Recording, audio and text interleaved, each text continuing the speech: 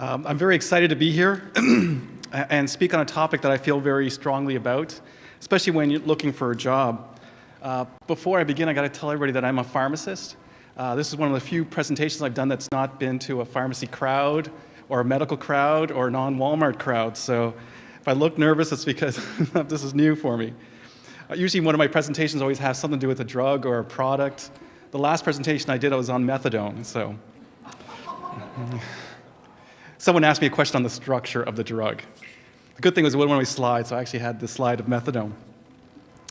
Anyways, it's this topic on how to prepare for interviews is a topic that I find a lot of people don't know about. I wish this was taught to pharmacy students because I've interviewed a lot of pharmacists that know who don't prepare well for interviews. Not only do I interview pharmacists, I also interview opticians, I interview contact lens fitters, I interview for pharmacy students, any kind of position in the pharmacy or in the vision centers as well. And I find very few of any of those applicants do prepare well for an interview. So let's begin on our agenda. I figure we should first talk about Wal-mart. I work for them. It's a good way for me to talk about my company. And usually I tell people when you do an interview, ask them about questions about of their employer. You know, is this a good company? And also, when I do an interview with someone, I always share some things about my company. But anyways, let's start about Wal-mart. But first, I also want to talk about, this presentation I'm preparing is actually done by a colleague of mine. She's was a manager of recruitment and workforce planning. I stuck with her presentation because she's an expert on interviews and the different types of interviews. So I wanted to make sure that we had a very detailed, very accurate presentation on all the things that you should be aware of. I will add some of my comments. Like I said, I'm a non-HR person. I've not been trained specifically for some of the things I do, or I shouldn't say that, I am a pharmacist, but I'm not trained with a lot of HR skills. And I find sometimes this is good in the sense that sometimes you're going to be interviewed by people who are not HR people. You'll be interviewed by managers or people with this job duty to interview and hire for jobs. The other things I'm going to talk about is obviously how to prepare for the interview itself, the different types of interviews, what to prepare for, and what recruiters and managers look for when they try to pick an applicant. And also, finally, we'll conclude on a little on to disclose and not disclose. I know we've probably going to talk a lot about that today, so I'm just going to just briefly talk about that. So Wal-mart Canada, you've all heard of us. We're somewhat of a small company, but we've started up in 1994. We started by purchasing 122 Woolworth Woolco stores. Anybody remember them? Yeah? Oh, good. I used to shop there. Anyways, we've now grown to 312 stores. When this presentation was prepared, we were down to 309, so we had 3 stores in the last year. And we employ well over 77,000 Canadians. At Wal-mart Canada, one of our strong beliefs is that diversity is about creating a culture of inclusion that encourages unique abilities or qualities of each associate and celebrates how our differences bring value to our customers and our workplace. Diversity is part of one of our beliefs. We have 3 major beliefs of our company, which helps our corporate identity. And one of them is the respect for the individual, so we believe that all goes into that.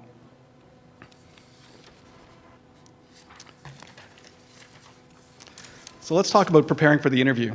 Notice the first word is preparing. None of you write a test or in my case, give a presentation without preparing.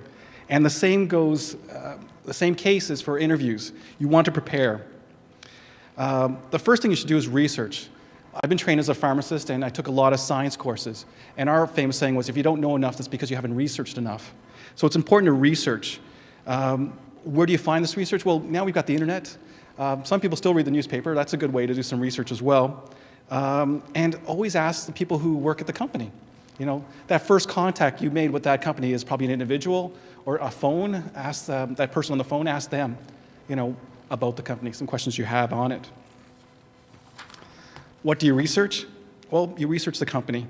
That first slide where it had how many people in our company and how many stores we have, I took that right off our website, word for word, and it's there.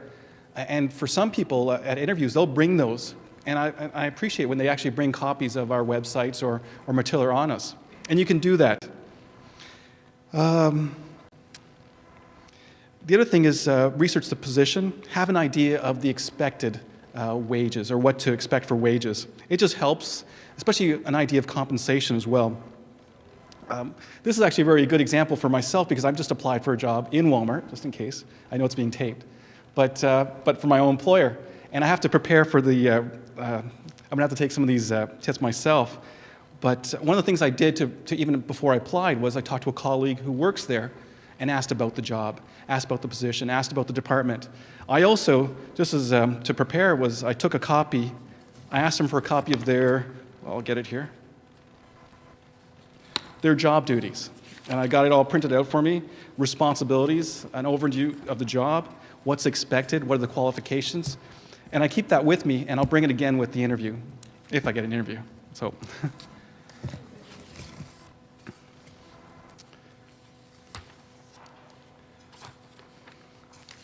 Whoops. One of the other things you want to do is practice. Practice for the interview. Rehearse. The old saying, practice, practice, and practice makes better practice. Use that. It's funny because I've been telling my kids to practice their piano, and they don't practice. But practice makes you better. Consider some of the types of questions that your employer will ask or your potential employer will ask, and rehearse practicing answering those questions. Sometimes interviewers will forward some questions ahead of time to you. It's a good idea to well research those questions and have prepared answers for them. That's the one time that you actually have a good amount of time to prepare some questions and answers. When practicing, use your friends, families to take part of the interviewer and ask them to give you a critique on how you did. Don't always use your kids. Mine just laugh. They're 8 years old and they want to be a manager or not like SpongeBob. I think SpongeBob wants to be a manager. So, but anyways, have fun with it. Do mock interviews.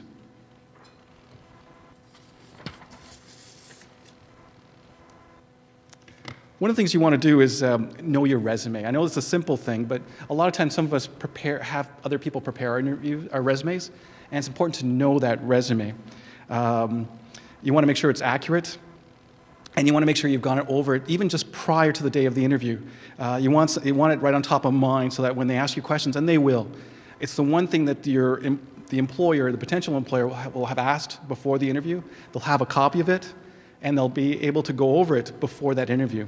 So be prepared to answer questions on your resume. I won't focus too much on it because I know we've got some presentations on resumes.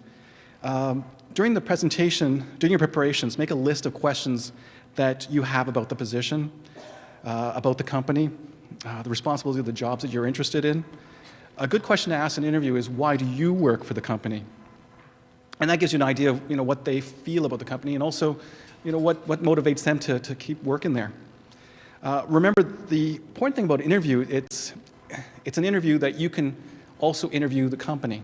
I often use it as an opportunity for someone to interview me who's hiring about my company, about what we do, about the position, everything. I mean, honestly, it's a two-way thing.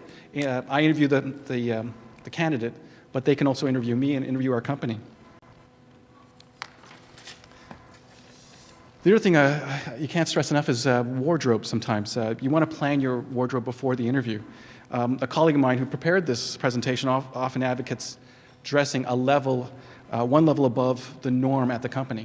In other words, if it's a business casual, go business formal or business dress formal. I've always felt personally that you should wear what you're expected to wear on the job. For example, I interviewed a pharmacist just recently, and he showed up in the interview with a shirt and tie and business slacks, and that's what I'd expect a pharmacist to wear, minus the lab coat.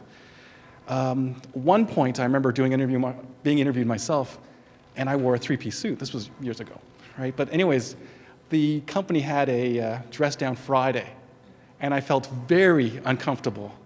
I didn't get the job, but again, part of the thing was you want to feel comfortable with whatever you're wearing.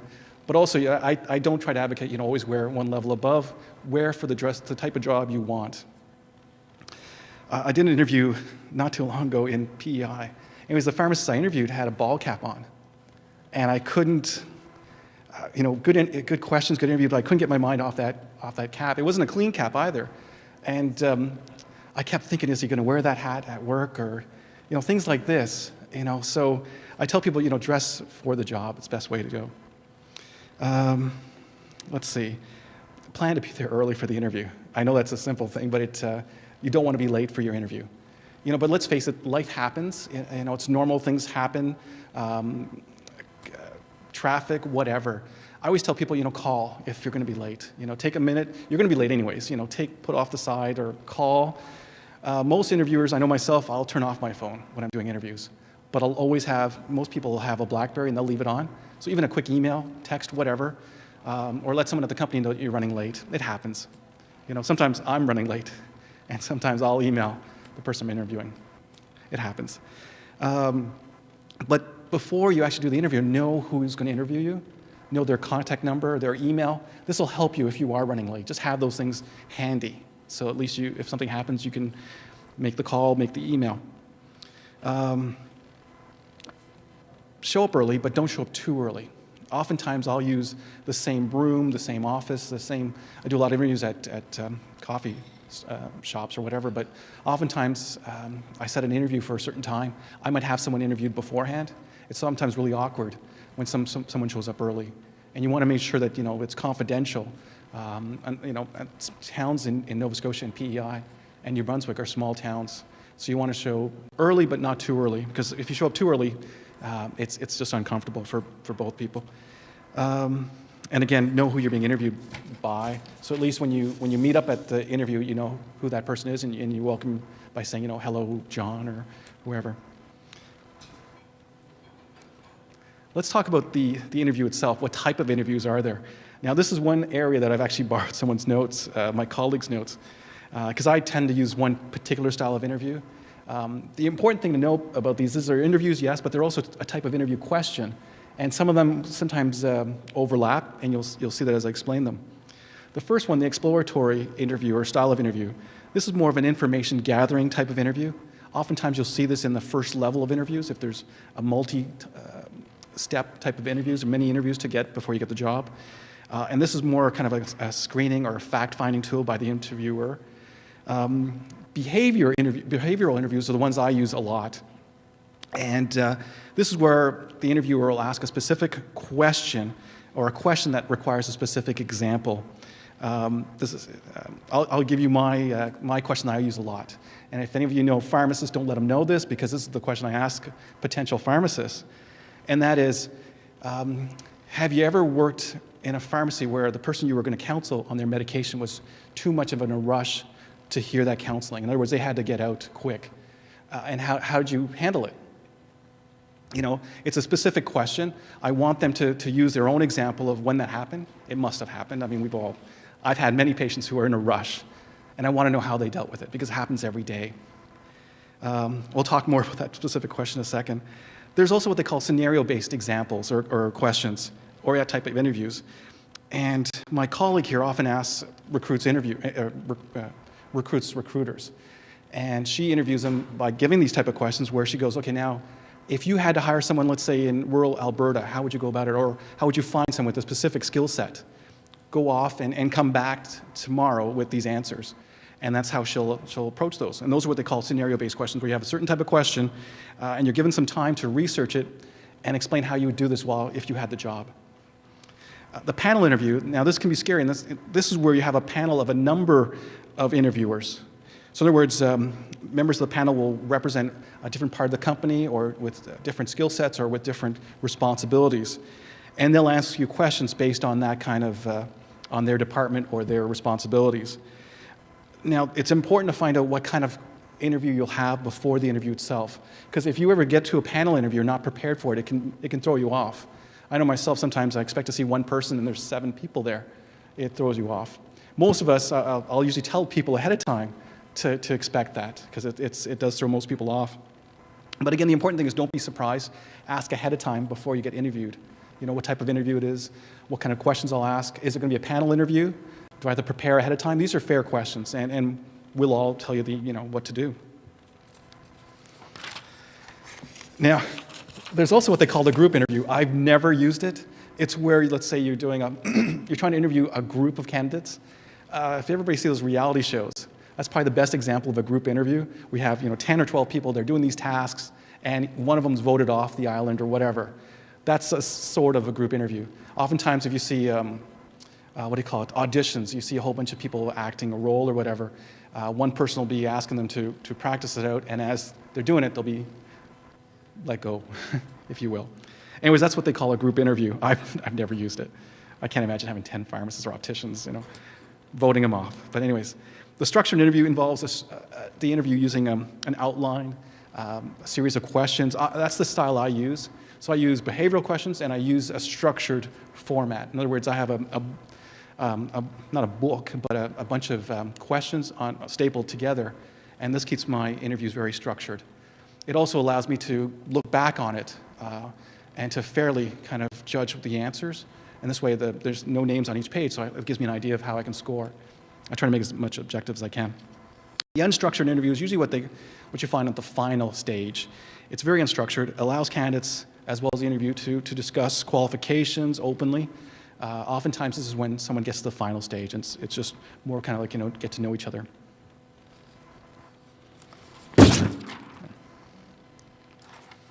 Now, when you answer questions, remember this acronym, STAR, situation, task, action, and result. And I guess what I mean is, and we'll use that example. Remember I told you I asked a pharmacist how they would counsel someone who's in a rush, too busy to hear the counseling on their drugs or the information about their medication. So if it was me answering the question, I'd think of situation, ask for STAR. Okay, so I'm thinking back of when I was in a pharmacy. I'd say, look, 3 months ago, I was working in a shift at a pharmacy. It was busy. This person came in, they were in a rush. They just got back from the hospital, they just wanted to get home. So that's the situation. My task was to explain the medication to them so that they can get out. That's my task, and the action is what I did. In that case, I actually called them up. I said, look, don't worry about it. Here's some paper or some information, and I'll call you back later. And the result, what did they learn? Or what did I learn, too? Oftentimes, when you look at some of these kind of questions, not every situation works out perfectly. For example, the first time I did that, someone was in a rush, it didn't work out that well, But what I try to explain in an interview is what I learned from it. In that case, I could have highlighted the pamphlets I gave out ahead of time. And so now on, when I have people that are in a rush, I'll highlight those answers, and I'll also pick a time, or I'll ask them to pick a time when it's convenient for them to talk to me, right? And that's what I do now. So during the interview, if someone asked me that, I would explain specifically how I learned from that. So again, keep your answers focused, keep them brief. Now, don't answer questions in a rush. Ask for clarifications. Ask for the interviewer to repeat it. I have these long questions that are pre-typed, and I often show the candidate, the question as I'm reading it. Pauses and moments of silences are normal. Don't try to fill it in with a quick answer. Remember, you've already been selected to do the interview, so you're already almost there. And most important, if you're being interviewed, remember you're going to be interviewed from the minute you walk in that room to the moment you leave. Oftentimes, jobs are lost sometimes just by the chit-chat that happens as the person's leaving. You want to be very focused and remember that you're being interviewed all the process through.